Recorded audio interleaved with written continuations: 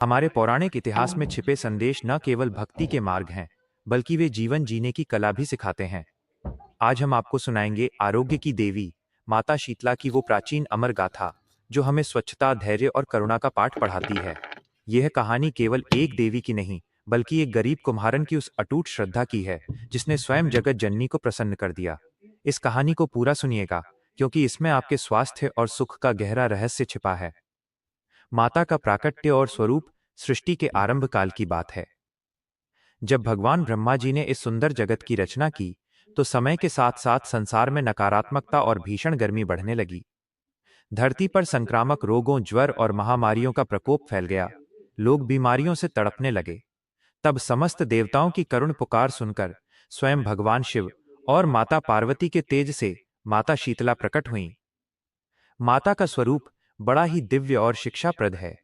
वे एक गधे की सवारी करती हैं, जो हमें सिखाता है कि कठिन से कठिन परिस्थितियों में भी धैर्य कैसे रखा जाए।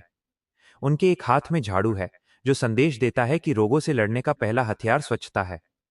दूसरे हाथ में शीतल जल का कलश है, जो जलने वाले ताप को शांत करता है। उनके सिर पर सूप यानी छलनी है, जो हमें अपनी बुराइयों को छानकर केवल अच्छाई ग्रहण करना सिखाती है। धरती पर आगमन और परीक्षा एक समय की बात है।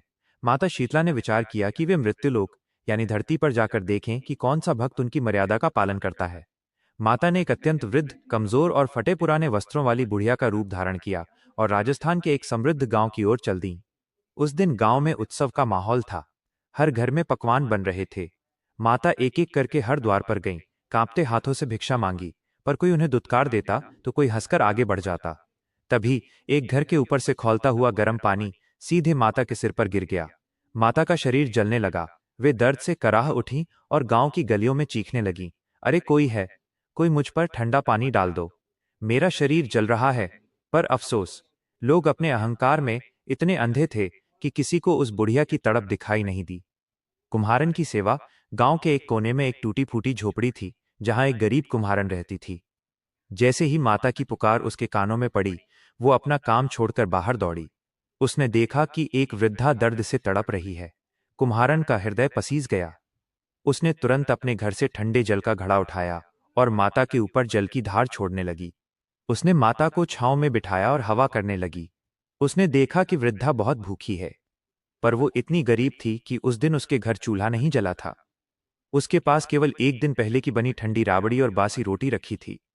उसने बड़े संकोच से कहा, माँ, मेरे पास ताजा भोजन तो नहीं है, लेकिन ये रात की ठंडी रोटी है।